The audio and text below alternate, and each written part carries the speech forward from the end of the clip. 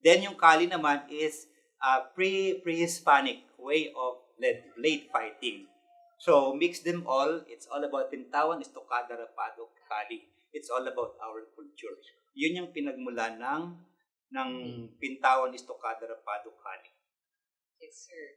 Napaka-meaningful, sir, nung naging... Kasi I'm searching for it, the name. Sabi ko, sa tingin ko, merong story behind this name eh. Kasi you can not find it directly kung ano yung meaning yan. And thank you, sir, for explaining that to me and to everyone po na makakapanood nito yung content na to.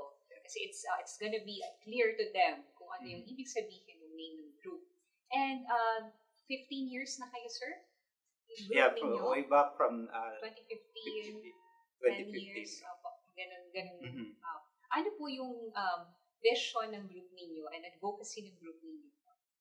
Ang pinaka-visions nito and advocacy is to spread out, to give awareness, and to practice Filipino culture by means of Filipino martial arts.